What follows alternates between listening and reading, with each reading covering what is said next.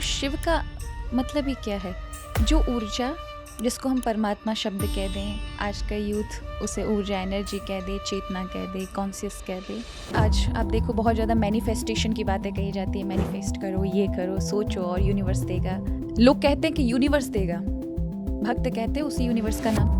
ये जो नाम फेम जो हमें मिला है, जो एक हमारा एक नाम माता पिता ने दे दिया, जिसको हम पूरे जीवन भर लेकर चल रहे हैं, उससे भी अलग एक आंतरिक हमारी ऊर्जा है जिसको हम शिव तांडव करते हैं। लेकिन शिव के तांडव में केवल ऐसा नहीं कि तहस नहस छुपा हुआ है, उसमें सृजन है। हम क्या सोचते हैं, शिव जी के पास एक ही काम है, लोग मर रहे हैं, उनको मारने का काम शिव जी का है। नहीं, ये प्रकृति कर रही है। शिव का कार्य है, भगवान शिव के 5 कर्म हैं: पालन, उत्पत्ति और संहार।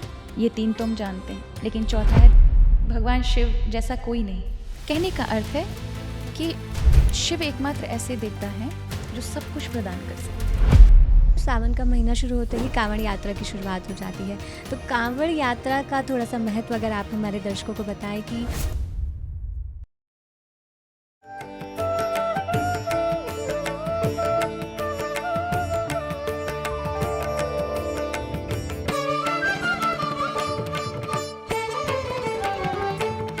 नमस्कार, मैं नम्रता आप सभी का बहुत बहुत स्वागत करती हूँ आपके अपने खास कार्यक्रम गुरु संगम में।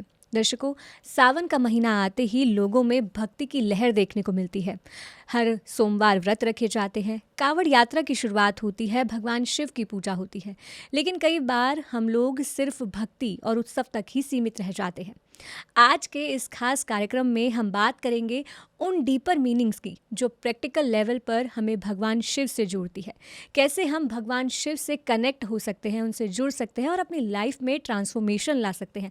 आज इसी विषय पर हम चर्चा करने वाले हैं और इस विषय पर जानकारी देने के लिए हमारे साथ कार्यक्रम में मौजूद है साध्वी कृष्णप्रिया जी। चलिए उनका स्वागत करते हैं।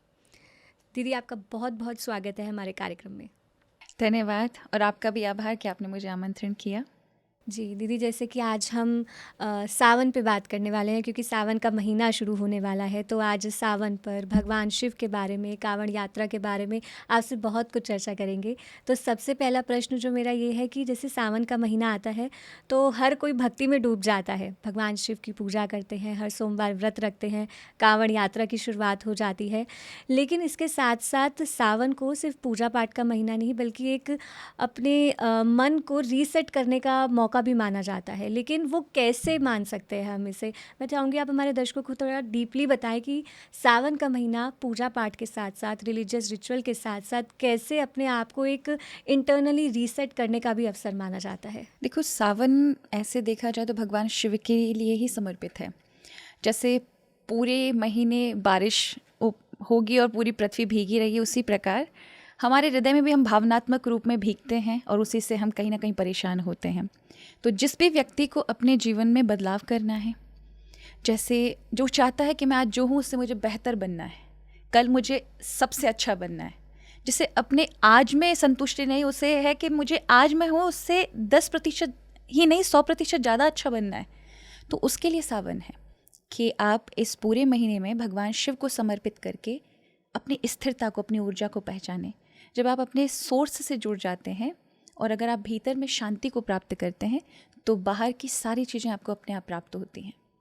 किंतु अगर आप भीतर से उथल पुथल में हैं तो आप बाहर से कितना भी एकाग्रता करिए, आपसे नहीं हो पाएगा। आप अपनी क्षमता के अनुसार भी कार्य नहीं कर पाएंगे।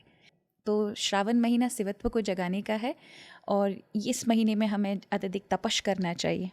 माता पिता जन्म देते हैं, लेकिन आपकी साधना आपको युगों युगों का जन्म प्रारंभ करा देती है आपके जीवन में, और आप जो चाहते हैं वो तो प्राप्त होते हैं, लेकिन आंतरिक रूप में भी आप फुलफिलमेंट, स्टेबिलिटी, सब कुछ प्राप्त कर लेते हैं।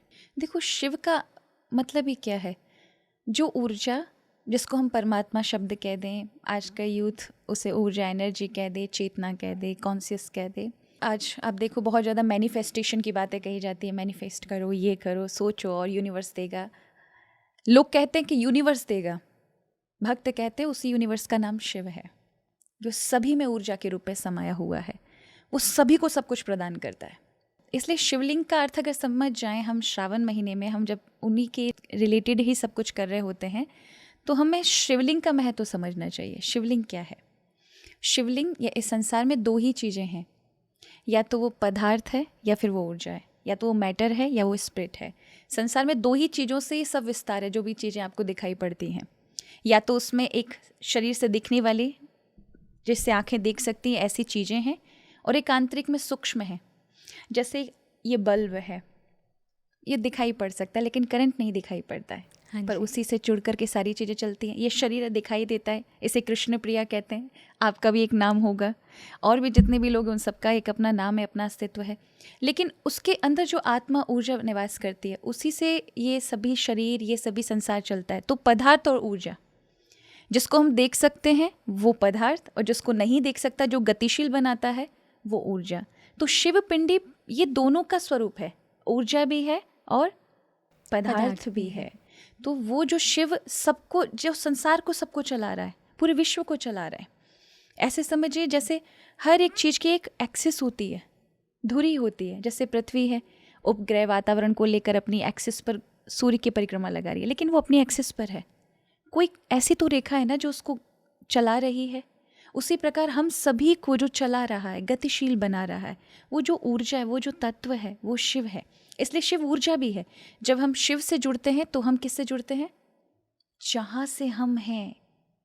ये जो नाम फेम जो हमें मिला है, जो एक हमारा एक नाम माता पिता ने दे दिया, जिसको हम पूरे जीवन भर लेकर चल रहे हैं, उससे भी अलग एक आंतरिक हमारी ऊर्जा है, जिसको हम आत्मा कहते हैं। उस एनर्जी से जुड़ते हैं। तो उसकी शुरुआत होती है पदार्थ से। इसलिए शिवलिंग के बहुत सारे स्वरूप हैं। चांदी का शिवलिंग बनाएं जिनके मन में बहुत अत्यधिक समस्या है, बहुत कठिनता है, दुख बहुत अत्यधिक है, बाधाएं आ रही हैं, मन में शांति नहीं, उनको चांदी की शिवलिंग। और किसी को धन संपत्ति चाहिए, उसे सोने की शिवलिंग। किसी के जीवन में पति पत्नी का बहुत अत्यधिक संबंध में खटास आ रही है, मधुरता नहीं है, आपस में अनबन है, उनको शहद के शिवलिंग, यहाँ तक कि मक्खन के शिवलिंग बनाने चाहिए, और गुड़ के शिवलिंग बनाने चाहिए जीवन में आनंद की वृद्धि के लिए। गाय के गोबर की शिवलिंग बनाए जाते हैं जो जीवन में आनंद प्रदान करते हैं। बहुत सारे तरह के शिवलिंग की बातें कही गई हैं। किंतु कहने का अर्थ है, कोई भी पदार्थ को यदि आप चुनते हैं और उसको भाव के साथ पूजा करते हैं तो उसमें शिवत्व प्रकट हो जाता है। यानी वो भी भगवान शिव की कृपा को प्राप्त कर सकता है, एक सामान्य से सामान्य बालक। इसलिए शिव महापुराण में कथा आती है उपमन्यु की। एक ऋषि के बालक हुए जो केवल 8 वर्ष के थे। तो उनको जब है ना, उनकी कथा ऐसी आती है कि वो अपने मामा के यहाँ पर गए और वहाँ पर उनके मामा की अच्छियाँ गाय थी तो उनका दूध पिया। अब वो जब घर लौटे तो वो बहुत निर्धन थे, उनके यहाँ गाय नहीं थी। अब उन्होंने दूध पिया था मामा के यहाँ, तो छोटा सा बच्चा अपनी माँ से कहता है, माँ मुझे दूध चाहिए। अब वो इतने गरीब थे कि उन्होंने आटा घोल करके अपने बच्चे को पिलाया और कहा, बेटा यही दूध है। तो वो स्वाद को देखकर कहता है, ये दूध नहीं है, झूठ बोलते हो। तो वो जब 3 दिन तक उसने भोजन नहीं किया तो उसकी माँ ने कहा कि तुम इतने हठी हो, अगर इतना हट भगवान शिव के लिए लगा दिया होता ना बेटा, तो आज हमारे गरीबी नहीं होती। तो बालक इस बात को इतना हृदय पर ले जाता है कि वो जंगल निकल जाता है, और उसके पास कोई आधार नहीं कि शिव को कैसे पाना है। ना कोई माता पिता से, किसी गुरुजन से पूछा है। शिवलिंग की पिंडी के विषय में सुना था, तो उसने वहीं से पर्वतों के 8 पत्थर उठाए और उसी का एक स्वरूप बना दिया। ना उसके पास कोई जल है ना कुछ है, वहीं से प्रभु को, और वो बालक जुड़ा, साक्षात शिव को प्रकट कर लिया उसी उन्हीं पत्थरों से। आपके भाव की बात है, ऊर्जा सब जगह है, लेकिन आपका भाव किस प्रकार का है। भगवान शिव प्रकट हो गए, और वही वो ऋषि बने जिन्हें पूरे संसार में शिवत्व का ज्ञान प्राप्त हुआ, जिन्होंने भगवान कृष्ण को भी वही ज्ञान प्रदान किया। तो वो शिक्षा गुरु के रूप में ही नहीं, दीक्षा गुरु के रूप में उपमन्यु हैं भगवान कृष्ण के, जिन्होंने फिर भगवान श्री कृष्ण को करोड़ों पुत्र प्रदान किए। तो अगर देखा जाए तो भगवान शिव क्या नहीं दे सकते, आपको यहाँ से उठा के वहाँ तक बिठा सकते हैं, लेकिन आपको उनकी ऊर्जा से जुड़ना पड़ेगा। वो ऊर्जा आपके हृदय पर निर्भर करती है कि आप किस भाव से। इसलिए जो भी पूजा पाठ करें, कोई भी कार्य करें, कर्म करें, तो वो उस भाव के साथ होना चाहिए, तभी आप ऊर्जा से जुड़ पाएंगे, वो शिव से, परमात्मा से जुड़ पाएंगे। जी। आपने भाव की बात करी दीदी, तो जैसे अगर हम मंदिर जा रहे हैं, शिवलिंग पे जल चढ़ा रहे हैं, पूजा पाठ कर रहे हैं, बिल्व पत्र भी अर्पित कर रहे हैं, सारी चीज़ें कर रहे हैं और पूरे भाव से कर रहे हैं, लेकिन सिर्फ उसी क्षण के लिए। और बाकी जो हमारा पूरा दिन है, अगर हम उस भाव में नहीं हैं, और हो सकता है कि हमारे कर्म भी उतने अच्छे नहीं हैं, हमारे कर्म की वजह से किसी को दुख पहुंच रहा है, दर्द पहुंच रहा है, तो तब भी क्या वो भक्ति जो हमने की है वो सफल होगी, उसका हमें लाभ होगा? बिल्कुल होगा। देखो, कोई भी कार्य अगर आप जब करते हैं तो अवश्य उसका इम्पैक्ट पड़ता है। देखो, प्रभु को कोई इच्छा नहीं है। प्रहलाद जी कहते हैं सप्तम स्कंद के 9वें अध्याय के 11वें श्लोक में कि भगवान तो पूर्ण है, वो अपूर्ण नहीं है। तो आप अगर प्रार्थना करोगे, कुछ चढ़ाओगे, तो उन पर कोई असर पड़ने वाला नहीं है, क्योंकि जो पूरी तरह से भरा हुआ है उसमें और डालोगे तो क्या होगा? वो भरा है, उसको भरने की आवश्यकता नहीं है। लेकिन इससे जो कर रहा है उसको लाभ है। जब आप प्रभु की प्रार्थना करते हैं, आप जब कुछ करते हैं, तो आप किससे जुड़ते हैं? जिससे आप आए आप उससे जुड़ते हैं। यानी हम अपनी आंतरिक शक्ति परमात्मा से ही जुड़ते हैं, तो उससे हमको लाभ है। हमारे स्वभाव में, हमारे कर्म में, सब में बदलाव आ जाता है। तो एक ऐसा नास्तिक व्यक्ति और बिल्कुल जो गलत कर्म में है, गलत कार्य कर रहा है, वो भी अगर भगवत कार्य में जुड़ता है, आरंभ में आपको उसमें बदलाव नहीं दिखेगा, लेकिन धीरे धीरे होता है। ऐसा नहीं है कि वो नहीं बदलेगा, बदलेगा, लेकिन किस प्रकार की आपकी वासना रही है उसको तोड़ने के लिए समय लगता है। तो वो आपके स्वभाव को, कर्म को, हर चीज़ को बदल के रख देते हैं। तो बिल्कुल मत घबराइए। आपको अगर ऐसा लगता है कि जिनका इंटेंशन बहुत बुरा है लेकिन भगवान की भक्ति कर रहे हैं, देर सवेर उन सब में बदलाव आना है, क्योंकि किए हुए कार्य कभी खाली नहीं जाते हैं। यानी कि जिस वातावरण में वो जा रहे हैं, कभी ना कभी उस वातावरण का प्रभाव उन पर पड़ने लगेगा। दीदी, जैसे भोले बाबा को भोला माना जाता है और इसीलिए भोले बाबा को प्रसन्न करने के लिए लोग उनके लिए व्रत रखते हैं, पूजा पाठ करते हैं कि हाँ, वो हमारी विश पूरी कर देंगे।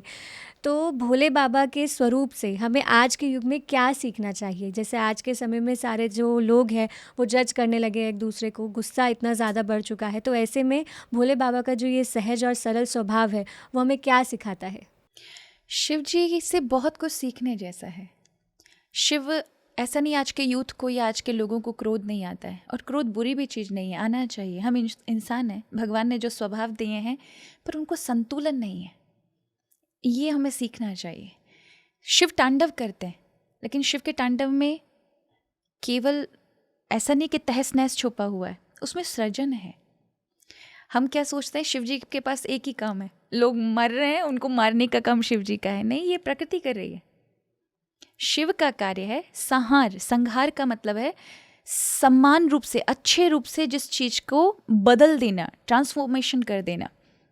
जैसे हमें लगता है कोई व्यक्ति मर गया, पर वो मरा नहीं है, उसने वो शरीर छोड़कर एक अलग शरीर, जो तुम्हें नहीं पता, लेकिन शिव ने उसे कहाँ भेज दिया कि अब उसका एक नया जीवन है। हम कहें गेहूँ पिस करके आटा बन गया, तो आप कहें नहीं, मेरा तो गेहूँ चला गया, मुझे तो वही गेहूँ चाहिए, पर उसने परिवर्तन ले लिया, अब वो रोटी के रूप में परिवर्तित हो जाएगा। हर पल जो बदल रहा है, परिवर्तन कर रहा है, वो शिव का कार्य है। और ये याद रखिए, संहार में भी अगर कार्य होता है वो हर किसी के अधिकार में नहीं होता, इसलिए शिव का अधिकार बड़ा है। जैसे एक एग्जाम्पल के साथ समझें, उदाहरण है कि आप माता पिता हैं, बच्चों को बहुत अच्छे से रखते हैं, संस्कार देते हैं, पालते हैं, ध्यान रखते हैं, लेकिन आप ही का बच्चा आपके सामने कुछ ऐसा गलत कर दे और आपको पता है कि बहुत गलत हो गया है, तो आप क्या करें? आपकी हिम्मत है मारने की? आप इतनी हिम्मत दिखा सकते हैं कि आप कोर्ट तक जा सकते हैं, आप कह सकते हैं मेरा बच्चा गलत है, लेकिन आप अपने हाथ से उसको मार नहीं सकते। अब कोर्ट के हाथ में है कि वो देख कर के वो गुनाहगार है क्या है, उसको देख कर के ही वो उस पर मृत्यु का दंड देंगे या करेंगे। तो वो अधिकार जिसके पास है, हर किसी के पास अधिकार नहीं होता इस चीज़ का, तो वो शिव हैं। शिव तत्व को जब आप जान लेते हैं तो ये अपने आप को जानना हुआ कि हम सभी शिव से ही निकले हैं, शिवी तत्व हमारे अंदर विराजमान है। इसलिए भले ही मैं वैष्णव संप्रदाय से आती हूँ, लेकिन हाँ, मैं कभी भी कृष्ण में और भगवान शिव में अंतर नहीं समझती, समझना भी नहीं चाहिए, क्योंकि शिव भी वही कृष्ण है और कृष्ण भी वही शिव हैं। अब आप जल को और बर्फ़ को अलग नहीं कह सकते ना, वो भी जल तत्व है, लेकिन वो एक परिवेश में बदल कर अगर बर्फ़ बन गए हैं तो ऐसा नहीं है कि वो जल तत्व नहीं है, उसमें भी H2 है, वहाँ पर भी वही है तत्व। तो कहने का अर्थ है शिव और कृष्ण में अंतर नहीं है, सिर्फ भावनाओं का अंतर है कि वही कठोर के रूप में विरक्त और वैराग के स्वरूप में दिखाई पड़ रहे हैं, वही अनुराग और प्रेम के रूप में पर दोनों में अंतर नहीं, दोनों एक ही तत्व हैं। जी दीदी, जैसे सावन का महीना शुरू होता है तो सावन का महीना शुरू होते ही कांवड़ यात्रा की शुरुआत हो जाती है। तो कांवड़ यात्रा का थोड़ा सा महत्व अगर आप हमारे दर्शकों को बताएं कि जैसे लोग गंगा जल लेकर आते हैं और फिर शिवलिंग पर चढ़ाते हैं, इतनी दूर यात्रा करके वो जाते हैं, तो क्या इसका सिग्निफिकेंस है, क्यों करते हैं ये, क्या ट्रांसफॉर्मेशन इससे उनके जीवन में आता है? देखो, शिव सबसे भोले और निराले हैं, उनके समान कोई भोला नहीं है, इसलिए उनको कहा जाता है कि वो थोड़े से में प्रसन्न हो जाते हैं। कोई नहीं भी दे, शिव महापुराण में कहते हैं, पहले तो बहुत विस्तार बताया पूजा का, ये भी चढ़ाओ, ये भी चढ़ाओ, ये भी चढ़ाओ, राजो प्रकार से पूजा करो जैसे राजा लोग करते हैं। फिर कहा कि सोंडस उपचार करो, 16 प्रकार से पूजा, फिर अष्ट उपचार करो, 10 उपचार करो, पंच उपचार करो, किसी के पास नहीं है तो हाथ जोड़ दो, एक उपचार, और वो भी नहीं है तो हर हर महादेव कह दो, उसी में ही प्रसन्न है। और वो भी नहीं होता तो मंदिर के सामने सिर्फ महादेव आप मेरे हैं, ऐसा मन में घर बैठे भी सोच लेना। इतनी करुणा की मूर्ति भगवान शिव जैसा कोई नहीं। कहने का अर्थ है कि शिव एकमात्र ऐसे देवता हैं जो सब कुछ प्रदान कर सकते हैं, सब कुछ। आप देखेंगे कि शिव के पास जब जाते हैं तो शिव सब कुछ देते हैं, धन संपदा, मान सम्मान, सब। लेकिन उनके पास अगर देखा जाए तो धन संपदा नहीं मिलेगी। वो बैठे हैं कैलाश पर, वस्त्रों के कोई हीरे इत्यादि नहीं पहने, उन्होंने चुना भी है तो सर्पों को चुना, वस्त्रों में बाघंबर को चुना, उन्होंने श्रृंगार में मुकुट को ना चुन करके जटाओं को चुना। ऊपर से नीचे तक उनका तपस्वी का स्वरूप है। कहने का अर्थ है भगवान ने पूरा डिपार्टमेंट यदि किसी को हस्तगत प्रदान किया है तो वो भगवान शिव हैं। और ऐसा नहीं भोले हैं तो मन से निकाल कर आपको दे देंगे, वो जितने भोले हैं और कृपावान हैं देने के लिए, अगर आपने सही से उस दी हुई संपत्ति का उपयोग नहीं किया तो उतनी ही तीव्र क्रोध से आपको ले भी लेंगे। जैसे रावण को लंका दे दी करुणा में, लेकिन जब छीननी चाहिए तो फिर खुद ही हनुमान जी का रूप बनाकर आग लगा कर आ गए। तो जो अगर उस चीज, पाई हुई चीज का दुरुपयोग करेगा, चाहे वो आपको सुंदर वाणी ही दी हो, आपको बुद्धि दी हो, आपको पद दिया हो, आपको रूप दिया, आप किसी भी कार्य में उस ऊर्जा को लगा रहे हैं जिससे आपका और सबका कल्याण हो रहा है, उसका गलत दुरुपयोग किया तो फिर शिव को छीनने भी दे, वो अलग रूप में आएंगे लेकिन आपकी वो चीज़ छीन के ले जाएंगे। तो भोले हैं, करुणावान हैं, लेकिन वह अगर देखें कि अगर कोई गलत कर रहा है तो वो क्रोधी भी हैं। तो ऐसे शिव, उनके समान कोई करुणावान नहीं है। इसलिए कांवड़ यात्रा है कि जब हम जीवन में सभी, एक व्यक्ति कोई ना कोई किसी बाधा से, कोई परेशानी से दुखी होता है, एकमात्र शिव ही ऐसे हैं जिनकी ओर हम दृष्टि डालकर देखते हैं। तो जब आप, हमारे यहाँ प्राय शास्त्रीय प्रमाण ये है कि गंगोत्री से जल ले जाकर, उत्तर भारत गंगोत्री से जल ले जाकर हम दक्षिण भारत रामेश्वरम में जल चढ़ाते हैं। तो एक लंबी पैदल यात्रा होती है। अब कोई वहाँ तक नहीं जा सकता तो क्या करे, आपके आसपास गंगा जी है, वहाँ से जो प्राय उठाया जाता है वहाँ से जल झाड़ी भरें और भगवान शिव की यात्रा पैदल करें। आप देखिए कावड़ी, अब का कावड़ियों का जो है पैटर्न उसका मुझे नहीं पता, क्योंकि वो तो बैंड बाजे गाते बजाते और भांग पीते हुए जाते हैं, जबकि ये तपश नहीं है। आपके हृदय में चिंतन शिव का चलना चाहिए। आप शिव के लिए सब कुछ छोड़ सकते हैं। जब तक कोई त्याग और करुणा से जितने टाइम तक कावड़ रखेगा वो तब तक शिव नहीं बनेगा। हो सकता है शिव आपको मार्ग में कितनी परीक्षा लें, किसी भूखे को दिखाएं और आप अभी जल ही पान कर रहे थे और आपने देखा आपको भूख लग रही लेकिन आपने उसको दिया, शिव उसी पर राजी, ये मेरा जैसा बन गया, इसके अंदर करुणा है। शिव वही पात्रता तो देखते हैं। तो जहाँ लोग दान कहाँ करेंगे, जहाँ लोग देख रहे हैं, लेकिन जहाँ कोई नहीं देख रहे, आपके शिव देख रहे हैं, लेकिन किसी को ज़रूरत है, आपने वहाँ जाकर दान कर दिया, किसी को कुछ दे दिया। तो कावड़ यात्रा में आपके भाव की प्रधानता है। कहने का अर्थ है जब आप जीवन में पूरी नकारात्मकता से भरे हुए हैं, इतनी सारे जीवन में उलझने हैं, बाधाएं हैं, कष्ट हैं, लेकिन फिर भी आपको एक आशा है कि शिव बचा लेंगे, शिव कृपा कर सकते हैं, शिव बदल सकते हैं, तो आप अपना आलस्य छोड़ करके फिर परिश्रम करते ना, वही परिश्रम क्या बन जाता है, ऊर्जा बन जाती है आपके जीवन के उत्थान के लिए, क्योंकि फिर आपकी ऊर्जा नहीं है, वो शिव की ऊर्जा आपके द्वारा कार्य कर रही है। तो हम क्या करते हैं, परिश्रम करते हैं, तन का परिश्रम, इसे कहते हैं तन तपस्या करते हैं। तो वो कावड़ लेकर जाएंगे और फिर बैठेंगे नहीं। कई तो इतना वो करते हैं कि पूरे 2-4 दिन बैठेंगे नहीं, कई लोग 5 दिन नहीं बैठेंगे, आराम भी नहीं करेंगे। कई लोग होते हैं जो 24 घंटे में उनको पहुंचना ही पहुंचना है। तो विकट परिश्रम करके तन का, तो हम अपने पापों का भी शमन करते हैं। तो पाप शमन होंगे तो दुख नहीं आएंगे, क्योंकि दुखों का कारण ही पाप है। इसलिए दुख का मतलब है दुखंड्यति। दु माने कहते हैं बुरा, जहाँ पर भी कोई चीज़ बुरी होगी उसके सामने दु लग जाता है। जैसे दुशासन, जिसका शासन अच्छा नहीं है, तो ऐसे ही दुख। और सु माने सुख, माने जिसके जो अच्छा हो। तो हमें सुशासन या सुकृति, जहाँ सुमन, जहाँ सु लग जाए इसका मतलब अच्छा। तो दुख माने बुरा। बुरा क्या है संसार में? वो है पाप। पाप ज़्यादा होते हैं तो जीवन में दुख आएंगे, बाधाएं आएंगी। ये जितने भी कष्ट हैं वो हमारे पाप के कारण है। और जीवन में पुण्य होंगे तो सुख आएंगे, आनंद आएगा। तो कहने का अर्थ है कि जीवन में जब दुख आते हैं तो पाप के कारण आते हैं। उन पापों का शमन हो जाता है जब हम तन से कोई परिश्रम करते हैं। कावड़ यात्रा तन का तपस्या है, तो उससे जीवन के पाप नष्ट होते हैं, दुख समाप्त होते हैं और हम शिव से जुड़ते हैं। जहाँ शिव से जुड़ गए तो हमारा ऊपर से नीचे तन, मन, आत्मा सब पवित्र। तो कावड़ यात्रा केवल भांग पी करके और नाचते गाते करना, ये इसका कोई महत्व नहीं रह जाता। महत्व है आपकी भावनाओं का, आपके तपस्या का। सच में बदलना है तो फिर करुणा से करो, भाव से करो, तो शिव वहीं जागृत होकर आपके ऊपर कृपा कर देते हैं। जी दीदी, जैसे अपने भांग बोला, तो ऐसे बहुत से भक्त हैं जो भगवान शिव के नाम पर भांग पीते हैं, क्योंकि वो उनको कहते हैं कि वो शायद भगवान शिव जो है भांग से प्रसन्न होते हैं। तो ये क्या लॉजिक है इसके पीछे? इसका शास्त्रीय कोई प्रमाण नहीं है। कहीं भी मैंने शिव महापुराण पढ़ा है, लिंग पुराण पढ़ा है, मैं कथा भी कहती हूँ, मैंने कहीं भी नहीं देखा कि कहीं भी एक जगह ये वर्णन है कि शिव ने भांग पी।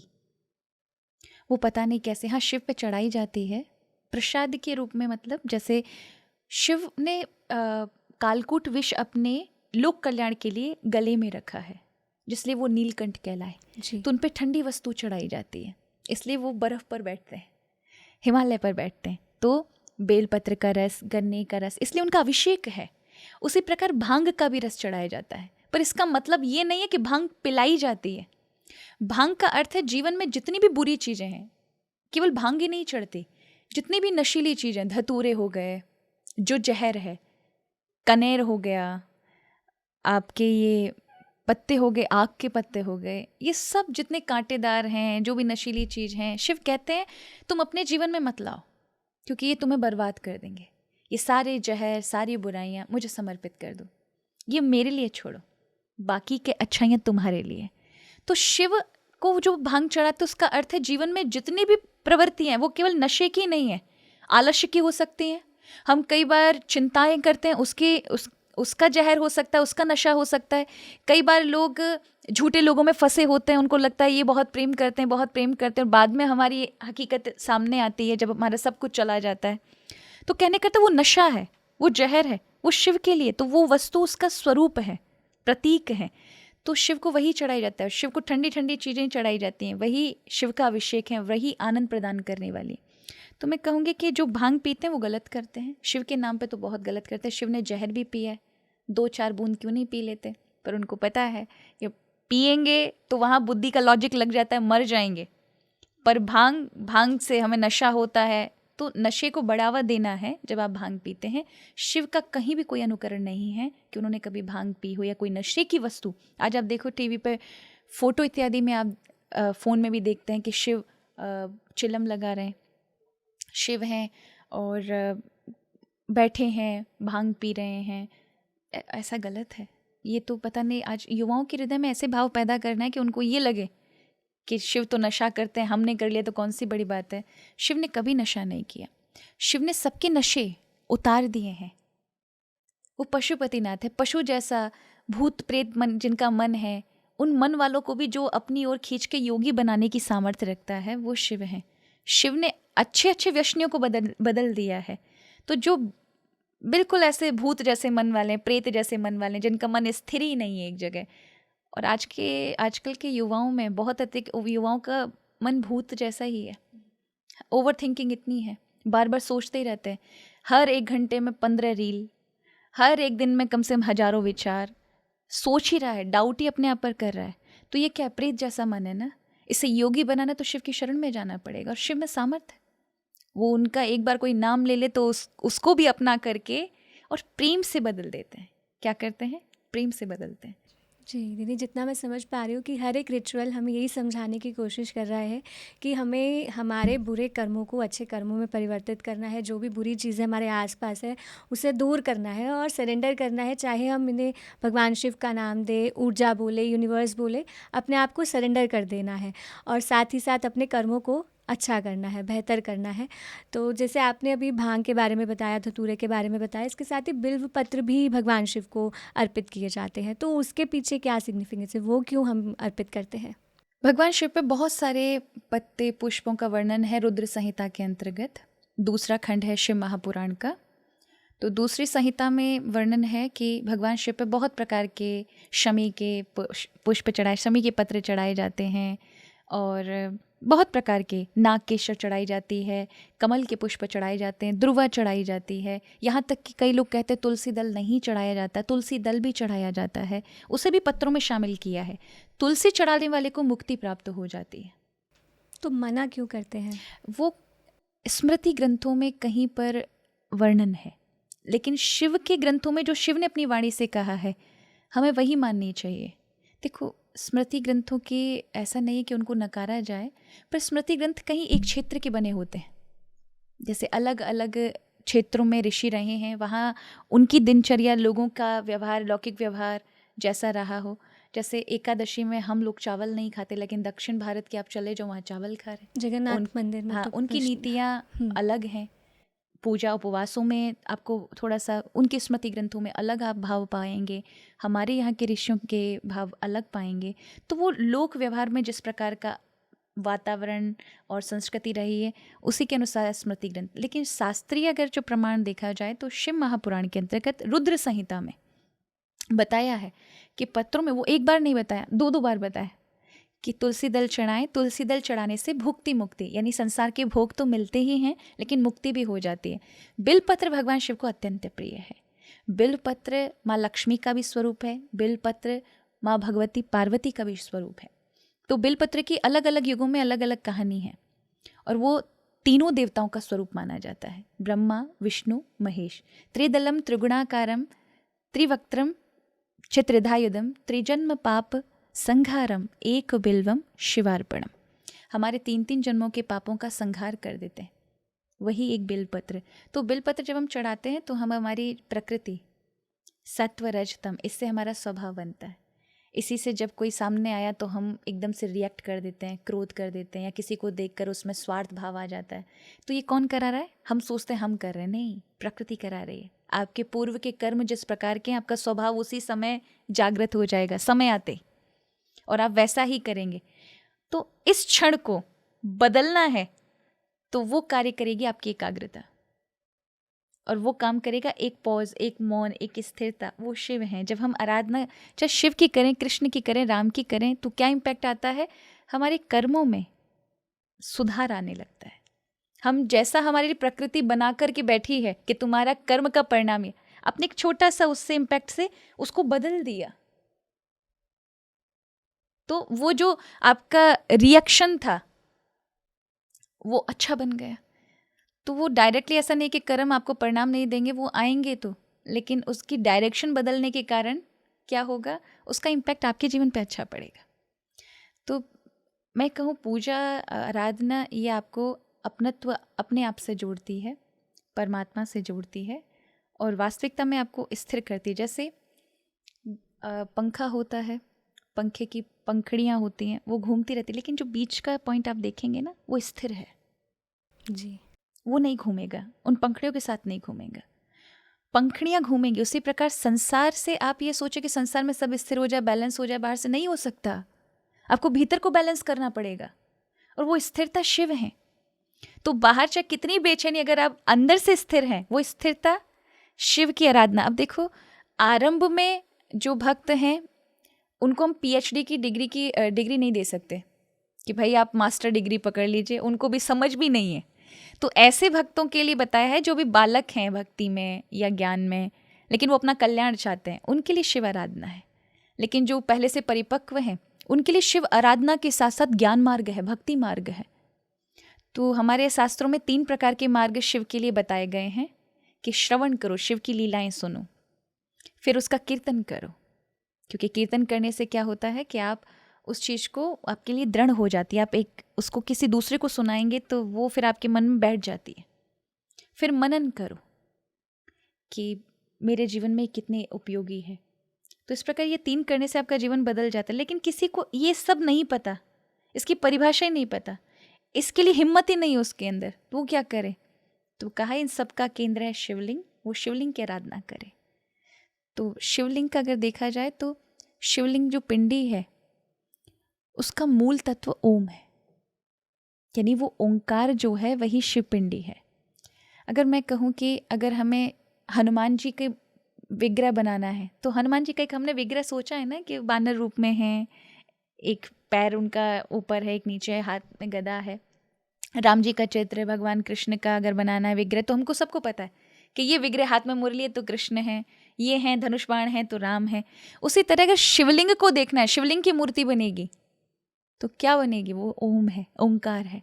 तो जब आप शिव से शिवलिंग की आराधना करते हैं, वो उन सभी भक्तों के लिए जो ज़्यादा कुछ कर नहीं सकते, ज़्यादा चिंतन आत्म मंथन ये सब उनकी बस की बात नहीं है, इतने ज्ञानी नहीं है, इतने परिपक्व नहीं है, योग्य नहीं है, तो उनके लिए कहा है कि उनके लिए सीधा साधारण है कि वो केवल शिव से प्रेम करें, शिवलिंग से प्रेम, वही उनका उद्धार कर दे। वही ये सब चीज़ें जो तीनों चीज़ें हैं ये अपने आप उनके जीवन में चलता चला जाएगा और उनको पता भी नहीं चलेगा वो कितनी तीव्रता से परिपक्व होते। जितना प्रेम आप शिवलिंग के प्रति, शिव भगवान के प्रति करेंगे, उतने ही आपका उत्थान जल्दी जल्दी होता रहेगा। जी, जैसे आपने शुरू में बोला था कि भाव होना ज़रूरी है। कई बार क्या होता है, श्रावण सोमवार के बारे में लोग बोलते हैं कि सोमवार की महिमा है, ऐसा नहीं है। शिव महापुराण की विद्युषी संहिता में है कि भगवान शिव ने ही 7 बार की को बनाया, 7 बार बनाई भगवान शिव ने। हर बार एक देवताओं को दिया है, जैसे रविवार है भगवान सूर्य को दिया है, और सोमवार है वो चंद्रमा को दिया है, मंगलवार कार्तिकेय को दिया है, बुधवार जो है वो ब्रह्मा जी को दिया है, गुरुवार भगवान विष्णु का है, शुक्रवार इंद्र का है और शनिवार यम का है। तो इस तरह से वारों को देखें तो जिनको बहुत भयानक रोग हैं और वो ठीक नहीं हो पा रहे हैं, उनको रविवार दिन शिव साधना करनी चाहिए। और जिनके जीवन में चाहिए कि हमें जो चाहते हैं वो सब मनोकामना पूर्ण, इसलिए सोमवार प्रसिद्ध हो गया, बाकी 7 बार भगवान शिव के ही हैं, तो उनको सोमवार वाला दिन चुनना चाहिए। जो जीवन में आनंद चाहते हैं, मंगल चाहते हैं, अपने इष्ट की कृपा चाहते हैं, तो वो सोमवार वाले दिन, जीवन में जमीन जायदाद ये कार्य कर रहे हैं उनमें उसमें बढ़ावा चाहिए तो उनको मंगलवार, राजनीति क्षेत्र में है और उसमें वो प्रतिष्ठा चाहते हैं तो उनको बुधवार, विद्या चाहिए, ज्ञान चाहिए, ज्ञान की इच्छा है वो किसी भी क्षेत्र में है उनको गुरुवार, संपत्ति चाहिए, धन चाहिए उनको शुक्रवार, जिनको अकाल मृत्यु का योग है और बहुत अत्यधिक पीड़ा है, कष्ट है, वादा है, शत्रुओं का संकट है, उनको शनिवार। तो इस तरह से ये वार प्रदान किए हैं भगवान शिव ने। सोमवार इसलिए प्रसिद्ध हो गया क्योंकि चंद्र को दिया था, चंद्र का भगवान के साथ सीधा संबंध है, चंद्र अत्यधिक प्रिय है, तो भगवान शिव का सोमवार अत्यधिक ज़्यादा लोकप्रिय हो गया। तो उसका संबंध हमारे मन से, क्योंकि चंद्रमा मन से जुड़ा हुआ है और मन से पूरा संसार चलता है। तो जब हम सोमवार वाले दिन पूजा करते हैं तो वास्तविकता में हम अपने मन पर कार्य कर रहे होते हैं। तो वही मन जब भगवान से प्रेरित होता है तो फिर उसमें ऊर्जा आती है और अच्छे से कार्य कर सकता है। हमारे शास्त्रों में कहा है ना, देवा दंड मादाय रक्षन्ति पशुपालवत, कि जब भगवान कृपा करते हैं किसी पर तो वो कृपा ऐसे नहीं करते, लोग सोचते बस चमत्कार हो जाए, हमें कुछ करना ना पड़े, बस हो जाए। तो वो उन्होंने कहा, एग्जाम्पल दिया कि ऐसा नहीं कि कोई कुछ गाय चरा रहा हो तो भगवान आकर के उसकी जगह खड़े होकर ला बेटा डंडा मुझे दे, मैं संभालूंगा, ऐसा नहीं है। भगवान की कृपा कैसे होती है कि जिस पर भी प्रभु कृपा करते हैं, बुद्धया संयोज्यते तम, उसको बुद्धि प्रदान करते हैं, एक मार्ग प्रदान कर देते हैं और मन सोच लेता है मुझे ये करना है, बुद्धि उस पर निर्णय देती है करना ही करना है, इसका रिजल्ट अच्छा आएगा, वो हमारे लिए मार्ग खुल जाता है। तो कहने का अर्थ है भगवान प्रकाश करते हैं आपकी बुद्धि में, आपके मन में, जो आपके कंट्रोल में नहीं है। वो कंट्रोल भगवान का है। आप शरीर को भी कंट्रोल नहीं कर सकते, मन और बुद्धि को क्या ही करेंगे। हमें बड़ा अहंकार होता है, हम कर लेंगे, हम कर लेंगे, नहीं कर सकते। तो हमारे साथ यही होता रहता है। इसलिए जब हम प्रभु से जुड़ते हैं, उस चेतना से जुड़ते हैं जो हमारे मेन सोर्स है, हमारी वही चेतना है जिससे हम आ रहे हैं, जब उससे जुड़ते हैं तो वास्तविकता में हम अपनी शक्ति से जुड़ते हैं। और जब उससे शक्ति मिलती है तो मन आपकी क्षमताओं से भी बेहतर काम करता है, बुद्धि भी एकदम विज़न क्लियर होता है हमारा, और मन भी साफ होता है, ऊर्जावान होता है, गतिशील होता है। और कहने का अर्थ है, जब आप भगवान का भजन करते हैं, भक्ति करते हैं, तो आप वर्तमान में होते हैं। सिंपल सी बात। ना भविष्य में की कल्पनाओं में, ना पास्ट के किसी गिल्ट में है कि मेरे से ये हो गया, ऐसा नहीं होना था, मेरे 10 साल बर्बाद हो गए, ये हो गया। आप वर्तमान में होते हैं। जिस समय आप आज में हो गए, नाम जाप क्या करता है? जब आप नमः शिवाय जाप करते हैं तो आप ये अनुभव करिए और देखिए, फील करिए कि आप जब कृष्ण कृष्ण बोलते हैं, राधे राधे बोलते हैं, नमः शिवाय बोलते हैं, वो एक एक शब्द जब आप थोड़ी देर, आपका मन चंद सेकंड ही ठहरा, लेकिन ठहरा वर्तमान में, तो आपके जितने थॉट चल रहे होंगे, जितनी भी ओवर थिंकिंग चल रही होगी, वो दोबारा रिटर्न में आपके ऊपर अटैक नहीं कर सकती। इसलिए कहा कम से कम 1 माला जाप करो, और अगर समय मिलता है तो 5 माला जाप करो। श्रावण में विशेष 11 माला, 5 माला जाप करो, और एक एक मंत्र को प्रेम से जपो। मैं ये नहीं कहूँगी कि आप शिव को देखो, मंदिरों में बहुत भीड़ भाड़ होती है, आप एकांत का समय चुनो, सुबह का या शाम का, जब भी आप रात्रि में सोने से पहले 1 माला 2 माला जाप करेंगे, उस माला में केवल शिव। आपके अंदर अगर किसी भी चीज़, इमोशन को लेकर भावनात्मक रूप से आप परेशान हैं, वो कोई भी विषय हो सकता है। आज का यूथ बहुत ज़्यादा ब्रेकअप इत्यादि में, इन सब चीज़ों में बहुत ज़्यादा है, तो वो इमोशन का जो एक जहर पनप रहा है उसके अंदर, वो बाहर निकल जाएगा और आपको पूर्णता मिलेगी। वो पूर्णता केवल आपको भगवान शिव का ये नाम दे सकता है।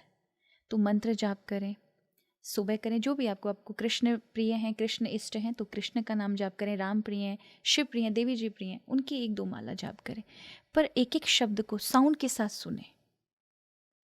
अगर आप हरे कृष्ण भी जाप कर रहे हैं, नमः शिवाय भी जाप करते हैं, नमः शिवाय नमः शिवाय, वहाँ कोई आकृति नहीं, सिर्फ साउंड पर ध्यान होना चाहिए। उसको फील करो, उस एनर्जी को, उस ऊर्जा को, तो आप पाएंगे कि कुछ ही दिनों में आप उसका रिजल्ट भी खुद में अनुभव करेंगे कि आप हर चीज़ को बहुत अलग चीज़ों से देख रहे हैं, संवेदना आपके अंदर प्रकट हो जाएंगी। तो बहुत महत्वपूर्ण है, जब आप बहुत गहराई से चीज़ों को समझेंगे। ऊपर से सब रिचुअल लगता है, लेकिन हर रिचुअल के पीछे हमारा आंतरिक सुधार है। इसलिए हमारे यहाँ धर्म में प्री कंडीशन है। हम धर्म को बहुत सामान्य समझते हैं, हमको लगता है हम तो स्पिरिचुअल बनना चाहते हैं, आध्यात्मिक बनना चाहते हैं, लेकिन आध्यात्मिक बहुत उच्च अवस्था है। उससे आध्यात्मिक कोई नहीं हो सकता जब तक कि वो धार्मिक नहीं बनेगा। उसको रिचुअल फॉलो करके जाना पड़ेगा। एकदम से लिफ्ट वाली जैसी कोई व्यवस्था भगवान क्या नहीं है। हाँ है, अगर कोई आपको योग्य गुरु मिल जाए, पर उसके लिए भी आपके अंदर श्रद्धा बहुत होनी चाहिए, समर्पण होना चाहिए, आत्मसमर्पण होना चाहिए, तो वो लिफ्ट की आपको बिना कुछ करे ही पहुंचा देगा। लेकिन आज के युग में आपको ऐसे संत मिलना बहुत, ऐसा नहीं कि नहीं है, लेकिन आपके पुण्य नहीं है कि आप उनसे मिल पाओ। और बिना पुण्य के तो आप वृंदावन भी नहीं जा सकते, चाहे कितने भी मन बनाते जाओ, आप नहीं जा सकते, आप कहीं नहीं जा सकते। और पुण्य है तो आपको ले जाएंगे, पुण्य है तो ऐसे संत आपको दिखाई पड़ेंगे, उनके नज़दीक आप रहेंगे। तो कहने का अर्थ है कि बहुत महत्वपूर्ण होता है कि आप अपनी साधना में आगे बढ़ें, कार्य करें, अपने जीवन में परिवर्तन भी देखेंगे। तो हर एक चीज़ का महत्व है। धर्म की भी प्री कंडीशन है कि भाई आप अगर सच में आध्यात्मिक होना चाहते हैं, जीवन में स्थिरता चाहते हैं, आनंद चाहते हैं, लोगों का कल्याण चाहते हैं, इसमें एक ही बात है कि आपको अपने आत्म मंथन के लिए शुरुआत करनी पड़ेगी। धर्म का अर्थ है कि आपको अपने जीवन में अपने आप को बेहतर बनाने के लिए संकल्प लेना पड़ेगा। आप ये नहीं कह सकते कि नहीं, मैं तो अभी तो मुझे खाना पीना मिल रहा है, वस्त्र मिल रहे हैं, घूमने को मिल जाता है, तो मुझे तो मेरा जैसा चल रहा है वैसा ही ठीक है। ये पशु वाली ज़िंदगी जो कहें, उनके लिए धर्म नहीं है। धर्म बहादुरी का कार्य है। जो अपने आप को आज है वैसा नहीं बनाना चाहता, उसे लगता है मेरे में कमी है, मुझे और कुछ बेहतर बनना है जिससे सिर्फ मेरा ही नहीं सबका कल्याण हो सके, ऐसा बनना है, उसके लिए धर्म है। वही स्पिरिचुअल हो सकता है। इसलिए कहा पहली सीढ़ी धर्म है। तो प्री कंडीशन तो आपको लेनी पड़ेगी। बिना रिचुअल के, रिचुअल सीढ़ियों का काम करते हैं जो आपको फिर आपकी आंतरिक स्थिति में लेकर स्थित कर देते कि बाहर कितना भी कोहराम मच रहा हो लेकिन आप अंदर से स्थिर हैं। जी, मतलब हमें अपने मन को नियंत्रित करना है और जैसे आपने बोला कि शुरुआत उसकी जो है वो रिचुअल्स हैं, नाम जप हमें करना है, जी। भक्ति पूजा पाठ हमें करनी है, फिर हमें मौन साधना, ध्यान इन सब पर भी आना है। तो धीरे धीरे स्टेप बाय स्टेप हमें चलना है, उसके बाद जाके हमें वो जो आत्मज्ञान की प्राप्ति है वो होती है। आत्मज्ञान की प्राप्ति एकदम से नहीं होती है, लेकिन जब आप, मैं ये नहीं कहूँगी कि आप पूरे 10-10 घंटे सन्यासी वाला जीवन जीना चालू करें, उसका मतलब नहीं है। कहने का अर्थ है जीवन में इस प्रकार का संतुलन रखिए कि आंतरिक रूप में आप सन्यासी ही हों लेकिन बाहरी रूप में आप सब कुछ भोग रहे हैं। हमारे यहाँ किसी भोग को गलत नहीं कहा गया है। पुण्य आत्मा को ही सारा सुख मिलता है, पापात्मा को तो दुख मिलता है। हमारी फिलॉसफी ये है हिंदुइज्म की। तो सनातन धर्म ये नहीं कहता। अब क्या है, सारे धर्म के विचार हमने अपने अंदर ही डाल लिए हैं, इसलिए लोग जब धनवान होते तो उनको लगता है अरे ये भगवान की भक्ति कैसे ही कर सकता है। अरे धनवान है, इसका अर्थ है भगवान ने धन दिया है, आप उपकार में लगाइए, लोगों के कल्याण के लिए लगाइए। आप पापी तब होंगे जब वो धन का भोग स्वयं आप अपने लिए कर रहे हैं, तो वो धन आपके लिए अशुद्ध बन जाएगा। त्यागाक शांतिरनंतरम गीता जैसे भाव अपनाएंगे कि नहीं, ये इसमें मेरा अधिकार नहीं है, लोगों का है। कोई व्यक्ति, जैसे एक कुत्ता भी दिखे आपके दरवाजे के सामने और अगर आपने 2 रोटी निकाल के दे दी तो इस भावना से दे किसी का अधिकार था। जैसे बचपन में देखते थे कोई पूजा के लिए माँ संकल्प करते हैं या घर के बड़े संकल्प करते हैं, कोई चीज़ निकाल कर रखते हैं, तो वो क्या करते हैं कि अगर कोई बच्चा उसको छुए उस थाली में से तो वो कहते हैं नहीं बेटा अपना नहीं है, ये तो दान करेंगे। कहने कर तो उन्होंने मन में विचार बना लिया कि ये चीज़ तो थी अपनी ही, लेकिन अब हमने इसको दान करते वो दूसरे की है। उसी प्रकार का भाव रखें, अगर आप किसी की भी मदद करें तो ये मेरे पास नहीं, भगवान का ही था, ये इसी व्यक्ति का था। तो जब आप ऐसा दान करेंगे तो उसका तुरंत परिणाम प्राप्त होता है। और हमारे जीवन में भी प्रभु की कृपा अनुग्रह, उस चीज़ की कभी कमी नहीं आ सकती। इसलिए देखो, अगर आप शास्त्र पढ़ते हैं, सबसे बड़ी बात है हम स्क्रिप्चर्स नहीं पढ़ते, और पढ़ेंगे भी तो वो पढ़ेंगे जो हमें सही ज्ञान नहीं दे सकते। और उसका कारण है भाषा। एक तो हिंदी भाषा नहीं आती हमको, ढंग से भी नहीं आती, और संस्कृत तो बहुत दूर दूर तक लेना देना ही नहीं है, सारे शास्त्र हमारे संस्कृत पर है। कई बार आप लोगों को देख, महिलाओं को शिवलिंग नहीं छूना चाहिए, क्यों नहीं छूना चाहिए? बोले नहीं नहीं ये सही नहीं है, उसको एक अलग स्वरूप दे दिया, क्योंकि शिवलिंग में लिंग शब्द आता है तो लिंग को वो गलत शब्द में लेते हैं, जबकि संस्कृत में, संस्कृत नहीं पढ़ी है इसलिए संस्कृत का ट्रांसलेशन गलत कर दिया इंग्लिश ने। लिंग शब्द का अर्थ है संस्कृत में चिन्ह, प्रतीक, और जिसको वो समझ रहे हैं उसका अर्थ संस्कृत में शिशिन है, जबकि हमारे शिशिन इत्यादि शब्द आता ही नहीं है पूजा में। लिंग शब्द प्रतीक है, यानी शिवलिंग माने, शिव माने कल्याण, कल्याण का प्रतीक, जो जीवन में मंगल चाहता है, कल्याण चाहता है, वो इस कल्याण के प्रतीक जो संसार को चला रहा है उसकी प्रतीक की पूजा करे, सेवा करे। तो जो भी चाहता है अपना कल्याण मंगल, उसको शिव आराधना करनी चाहिए। आज आप देखें भाषाओं के ऊपर कितना सारा युद्ध चल रहा है। आप महाराष्ट्र में चले जाओ तो वो कहते कि नहीं मराठी बोलो, आप तमिलनाडु चले जाओ तमिल बोलो, कर्नाटका चले जाओ कन्नड़ बोलो, नहीं तो यहाँ से जाओ। तो ये जो कुछ राजनीतिक लोग इसको एक ज्ञानवर्धक चीज़ें में ना फैलाकर जो भेदभाव में बांटने का काम कर रहे हैं, ये बहुत गलत है। हम अंग्रेजी भाषा, ठीक है, मैं कभी अंग्रेजी के अगेंस्ट नहीं रहती, ज़रूरत पड़ती तो हमें भी बोलना पड़ता है, आवश्यक है, स्किल्स है, लेकिन आप अंग्रेजी भाषा को तो अपनाने के लिए जो दूसरी भाषा है, दूसरी जगह से आई है, उसको बहुत प्राउडली स्वीकार करते हैं। लेकिन जब हमारी हिंदी की भाषा की बात आती है तो उसको आप अपनाते नहीं, आपको अपनी महत्वपूर्ण लगती नहीं, हमें मराठी बोलना है, हमको बंगाली हमारे भारत सभी भाषाओं का मान सम्मान रखता है और रखना भी चाहिए। मैं अपनी पर्सनली बात करूं तो व्यक्तिगत रूप से मुझे सारी भाषाओं पर भजन गाना बड़ा प्रिय लगता है, चाहे वो बंगाली हो, पंजाबी हो, तमिल हो, गुजराती हो, मारवाड़ी हो, सभी भाषाओं में, क्योंकि सभी भारत भूमि की भाषा है। किंतु संवाद की भाषा हम सबकी एक होनी चाहिए। आज कमाने की भाषा अंग्रेजी है, इसलिए हमने उसको सीख लिया, लेकिन आप अपने भारतीय से भारतीय को जोड़ने के लिए एक नींव संवाद की भाषा का जो पुल का काम करेगी। हम नहीं कहते कि तमिल बंद कर दो, हम नहीं कहते, वो पुरानी पुरातन भाषा है, संस्कृति है, बंगाली बंद कर दो, आसामीज बंद कर दो, मराठी बंद कर दो, नहीं, सबको अपनी लोकल लैंग्वेज का पूरा मान सम्मान रखना चाहिए और हम सभी भारतीयों को रखना चाहिए। ये इन सभी में हमने बचपन देखा है, हमारी सबसे पहले माँ की लोरी इन्हीं भाषाओं में होंगी। तो कहने करते उस भाषाओं के प्रति कोई नहीं, लेकिन एक संवाद पुल का निर्माण करने वाली भाषा तो होनी चाहिए कि एक राजस्थान का किसान तमिलनाडु के इंजीनियर से बात कर सके, गुजरात में बैठा हुआ व्यापारी आसाम के किसी छात्र से बात कर सके, तो वो संवाद में ट्रांसलेशन की जरूरत ना पड़े। वहाँ हिंदी पुल का काम कर रही और हर एक भारतीय हर कहीं भी बैठे हुए भारतीय से बात कर सके। अब आप देखोगे युवाओं में भी हिंदी के प्रति बहुत अत्यधिक प्रेम है, रुझान है, और होना चाहिए। इसको संवाद और पुल का कार्य करना चाहिए। अब हमारे शास्त्रों में स्पेशली अगर कहूँ तो शिव महापुराण के अंतर्गत पूजा की भी महिमा है कि पूजा के लिए कहा है पुरजायते रैननेति वेदेश्वर यदि कथ्यताम। कहने का अर्थ है कि पूजा का जो है वो पू माने ऐश्वर्य होता है, ऐश्वर्य को जो जन्म देने वाली है। जीवन में जो आप चाहते हैं, पूजा का अर्थ है कि जो आप चाहते हैं वो जीवन में आपको प्राप्त हो, इसलिए पूजा करनी चाहिए। तो एक ये भाव होता है कि हम जो भी हमें प्राप्त है उसके लिए कृतज्ञ का भाव कि प्रभु आपका बहुत बहुत धन्यवाद, आपने ये प्रदान किया और हमें आगे भी ये सब मिलता रहे। ये जो रिसोर्सेज आपने हमें दिए हैं इनमें कमी ना आए। वो चाहे किसी भी चीज़ जो हमारे जीवन को कुछ ना कुछ दे रहे हैं, इसलिए हमने हर एक चीज़ में भगवती ऊर्जा देखी है। जब सनातन में कहते हैं आपके तो इतने सारे भगवान हैं, तो उसका कहने का अर्थ है वो इस चीज़ को नहीं समझते कि हम हर ऊर्जा में भगवान को मानते हैं। अगर एक नदी हमें जीवन दे रही है, जल दे रही है, तो उस जल से हमारा जीवन चल रहा है।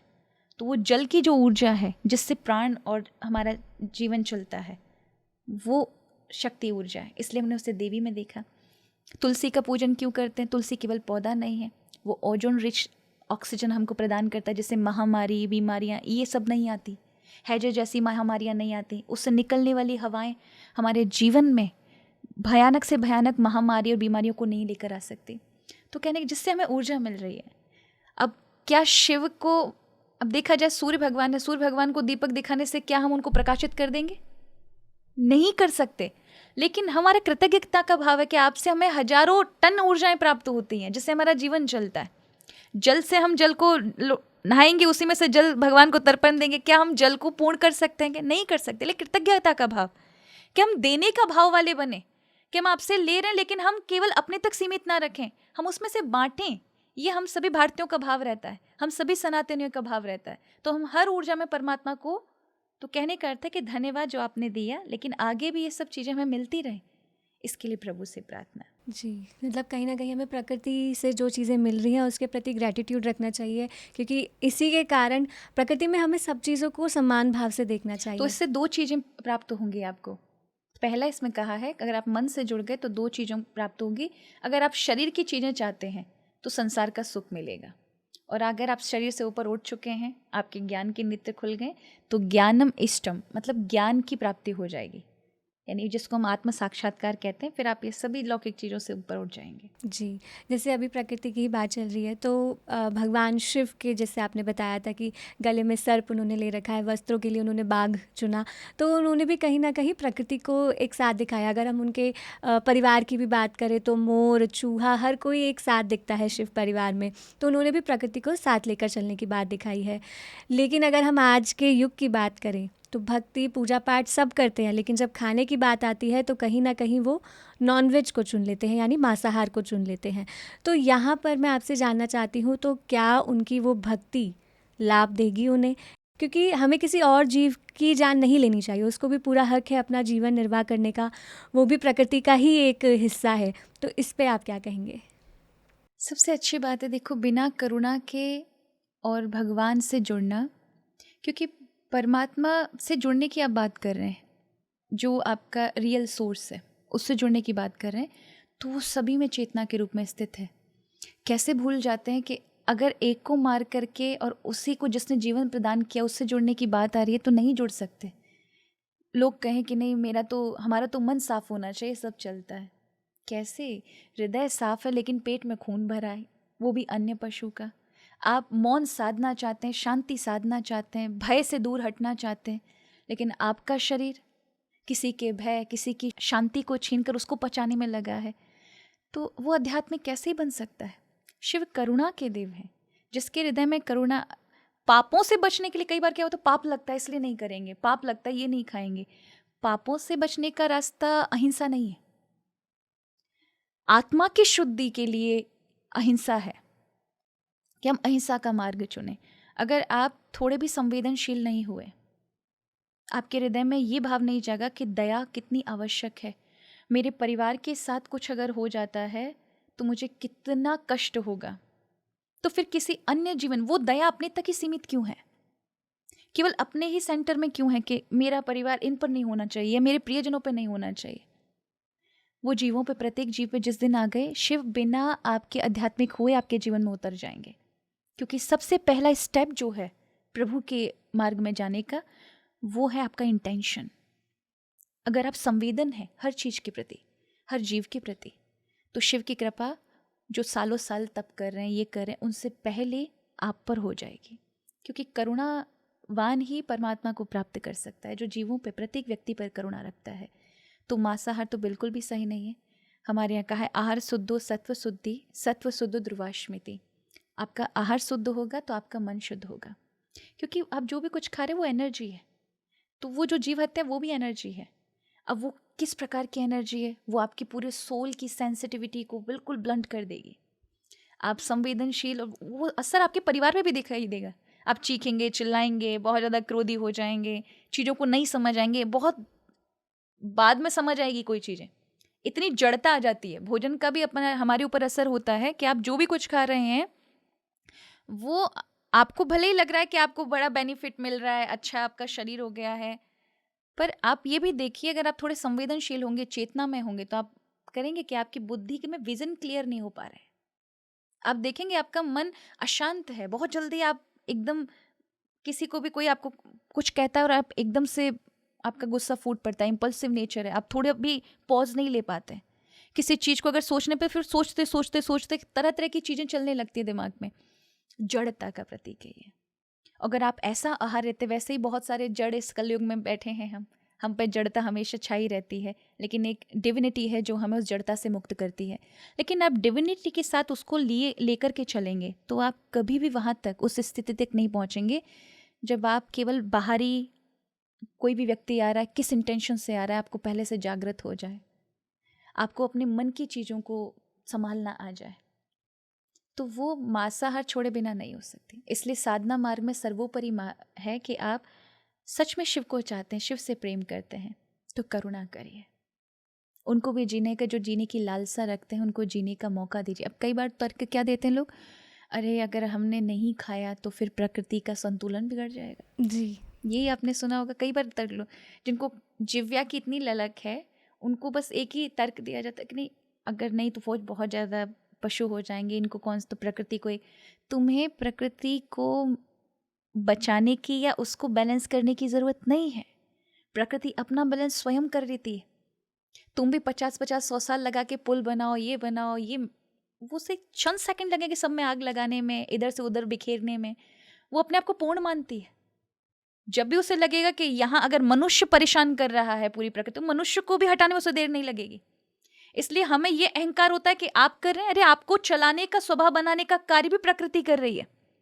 जिस दिन आपको ये सत्य समझ आ जाए कि जैसे बाहर की हर चीजें प्रकृति के अनुसार चल रही है, मौसम में आप बदलाव नहीं कर सकते, वो प्रकृति बना रही है। गर्मी, सर्दी, वर्षा, ये सब, रात आ रहे हैं, दिन आ रहे हैं, ये सब ग्रह निकल रहे हैं, चल रहे हैं, प्रकाश दे रहे हैं, ऋतुएं आपको दे रही हैं, फल दे रहे हैं, सब चीजें आ रही हैं प्रकृति के अनुसार। उसी प्रकार आपके शरीर को भी, आप भले ही ध्यान ना दें, आपकी सांसें चल रही हैं, ब्लड सर्कुलेशन पूरी बॉडी में फ्लो चल रहा है, ब्रेन चल रहा है, विचार चल रहे हैं, मन चल रहे हैं, हर एक चीज प्रकृति चला रही है। और आपको लगता है कि आप कर्म करें, नहीं, वो स्वभाव के रूप में आपके मन में विचार डाल रही है और आप कर्म कर पा रहे हैं। अगर आप इतनी गंभीरता से समझ जाएंगे कि आप कुछ नहीं कर रहे, आपको पूरी तरह से चलाने का कार्य प्रकृति कर रही है, तो उस प्रकृति को आप चैलेंज करें कि नहीं हम संतुलन करेंगे। क्या संतुलन करेंगे आप? हर चीज में वो सबको संतुलन कर रही है। तो सबको जीने का अधिकार, जिस दिन ये करुणा का भाव आ जाए, उसी दिन उसके अंदर शिवत्व प्रकट हो जाता है। तो मांसाहार बहुत गलत है और नहीं करना चाहिए। कई ऐसे धार्मिक स्थल है जहाँ पर अभी भी पशु बलि दी जाती है। तो जैसे आपने कहा कि अगर हम जीव हत्या करेंगे तो पूरी प्रकृति हिल सकती है, जब भगवान इससे प्रसन्न है ही नहीं तो हम ये प्रथा क्यों नहीं बदल देते? तो क्यों पशु बलि दी जाती है? देखो, हमारे यहाँ ये सच है, पूर्व में दी जाती थी, अभी भी बहुत कम है, कई जगहों पर है। वाम मार्गी लोग ज़्यादा उसका तंत्र इत्यादि में जो तांत्रिक प्रक्रिया करते हैं, और तंत्र मार्ग में इसका उपयोग होता है। कई जगह ऐसे मंदिर भी हैं जहाँ होता है, पर करुणा सर्वोपरि है। सात्विक रीति से अगर कुछ करते हैं तो वो भाव आपके अंदर भी जागरण होते हैं। अगर आप तमस प्रधान चीज़ों को कर रहे हैं तो ठीक है, वो शक्ति जागृत होती है, लेकिन वो कल्याणकारी नहीं है। तो जिसके हृदय में करुणा का भाव, दया का भाव जागे, सात्विक भाव जागे, तो उससे उसका कल्याण है, उसके आने वाले लोगों का कल्याण है। लेकिन जो जिसकी प्रक्रिया में ही हिंसा है, कार्य में ही हिंसा है, तो वहाँ कल्याण नहीं होने वाला। कुछ देर के लिए हमें उसका असर तो होगा, लेकिन वो हमें आत्मोत्थान का मार्ग नहीं दे सकते। इससे सबसे बड़ी बात है कि भगवान कृष्ण गीता में कहते हैं कि अपने कर्म करो, लेकिन यज्ञ भाव से करो। यज्ञ, क्योंकि यज्ञ जब होता है तो वो यज्ञ किसी एक व्यक्ति के लिए नहीं हो रहा, पूरी प्रकृति के लिए हो रहा है, पूरे समाज के लिए होता है।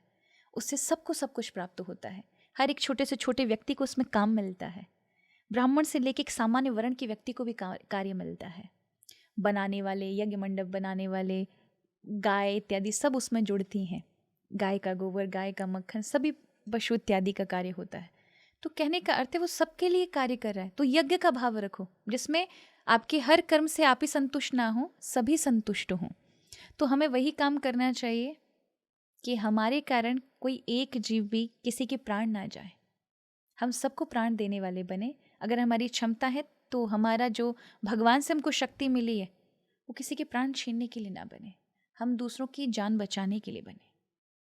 जी, हम पिरामिड स्पिरिचुअल सोसाइटीज़ मूवमेंट के माध्यम से भी यही चीज़ें प्रमोट करते हैं कि शाकाहार बने, स्वाध्याय करें, यानी कि जितने भी हमारे शास्त्र हैं जिनसे हम दूर होते जा रहे हैं उन्हें पढ़ें, ध्यान करें, सज्जन सांगत्य करें, यानी अच्छे वातावरण में रहे। जो जो बातें आपने इस कार्यक्रम में कही है वही सब हम अपने PSSM के माध्यम से लोगों तक पहुँचाने का प्रयास करते हैं। तो दीदी, बहुत अच्छा लगा आपसे बात करके, लेकिन जाने से पहले चाहूँगी कि अभी आपने बीच में कहा था कि आपको हर भाषा में भजन गाना बहुत अच्छा लगता है, तो अगर आप हिंदी भाषा में हमारे दर्शकों को भजन सुनाए तो बहुत अच्छा लगेगा हम सबको। धन्यवाद आपका इतना प्रेम के लिए। भजन तो बहुत सारे हैं, लेकिन जब बात आपने जैसे बताया, उन्होंने 4 पिलर के बारे में बताया है, बहुत अच्छी बात बताई, और उन्होंने जो कहा है वो बेस है।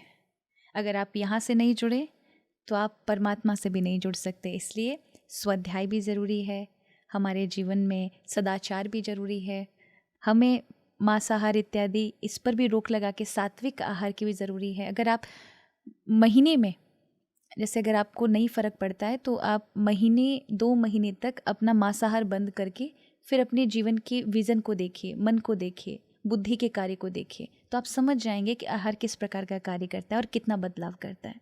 और आपने भजन का कहा, तो इस मैं कहूँगी कि भजन एक मेरा बहुत प्रिय है, जो मेरे हृदय को स्पर्श भी करता है और एक मैसेज देता है मुझे कि जीवन कैसा होना चाहिए। तो हम भगवान से प्रार्थना करते हैं कि हे प्रभु, हमारा जीवन कैसा हो। तो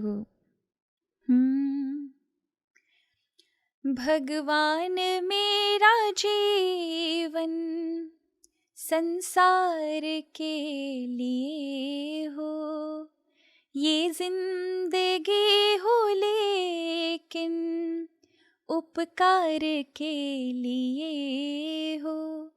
हमारा जीवन कैसा हो, लेकिन उसके साथ जीवन में उपकार जुड़े हों। अंतरे में कहा है, हम में विवेक जागे, हम धर्म को न भूले, हम में विवेक जागे, हम धर्म को न भूले। उस धर्म के मामले में जब हम जीवन में धर्म आ जाए तो हमारा जीवन चाहे मुश्किलों में भर जाए, लेकिन आप मुश्किल की राहों को चुनना। तो वो कहा कि ऐसा हमारी बुद्धि और मन निर्णय दे कि हम मुश्किल से घबराए नहीं, क्योंकि हमें पता है कि हमारे बचाने वाली सत्ता हमारे चारों ओर मौजूद है। चाहे हमारा जीवन मझधार के लिए हो, भगवान मेरा जीवन संसार के लिए हो, ये जिंदगी हो लेकिन उपकार के लिए हो।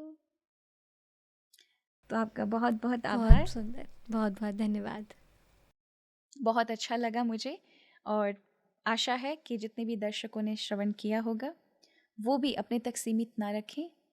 जो भी लोग हताश आपको दिखें, निराश दिखें जीवन में, उनको अवश्य संदेश पहुंचाएं, और भगवान शिव का संदेश जन जन तक पहुंचे। हर घर में शिव की सेवा हो, सबको जागृति प्राप्त मिले। ये सब दायित्व, अब यहाँ से पॉडकास्ट में अंतर यात्रा की बातें तो हो गई, लेकिन उसको अपने जीवन में किस प्रकार से अपनाना है, शिव तक कैसे पहुँचना है और जन जन तक कैसे पहुँचाना है। किसी एक के लिए संदेश का कार्य करें, उनके लिए अर्जुन बने, जैसे गीता हमारे लिए आवश्यक थी वैसे ही। जी, धन्यवाद। श्री राधे। तो दर्शकों, आज के इस कार्यक्रम में हमने जाना कि कैसे हम अच्छे मार्ग पे चल के मौन साधना का मार्ग अपनाते हुए भगवान शिव से जुड़ सकते हैं। जैसे कि पीएसएसएम के 4 प्रिंसिपल्स हैं, 4 पिलर्स हैं कि आपको ध्यान करना है, स्वाध्याय करना है, सज्जन सांगत्य करना है और साथ ही अपने आहार को शाकाहार रखना है। इन चारों प्रिंसिपल्स पर जब हम चलते हैं तो हम आध्यात्मिक यात्रा में आगे बढ़ पाते हैं। तो आप भी अच्छे कर्म करें, स्वाध्याय करें, अच्छे शास्त्रों का अध्ययन करें, क्योंकि हमारे शास्त्र ही हमें आध्यात्मिकता की ओर बढ़ाने में हमारी मदद करते हैं। अच्छे लोगों का साथ रहें, अच्छे लोगों का संग करें और साथ ही साथ ध्यान तो आपको करना ही है और आपको अपने आहार को भी परिवर्तित करना है। यदि अभी तक आप शाकाहार नहीं हुए हैं तो जल्दी से अपने आहार को परिवर्तित करिए, क्योंकि सबसे ज़रूरी हमारा आहार होता है, क्योंकि जैसा हमारा अन्न होता है वैसा हमारा मन होता है, और हमारा मन जब तक हमारे नियंत्रण में नहीं होता है तब तक हम अध्यात्म के आगे नहीं बढ़ पाते हैं। तो आज के लिए बस इतना ही। उम्मीद करते हैं कि आपको ये कार्यक्रम अच्छा लगा होगा। यदि आप ये कार्यक्रम YouTube पे देख रहे हैं तो हमारे PMC ऐप को डाउनलोड करना बिल्कुल ना भूलें, और यदि टीवी पर देख रहे हैं तो हमारे YouTube चैनल को सब्सक्राइब कीजिए। नमस्कार। PMC हिंदी बदले जीवन।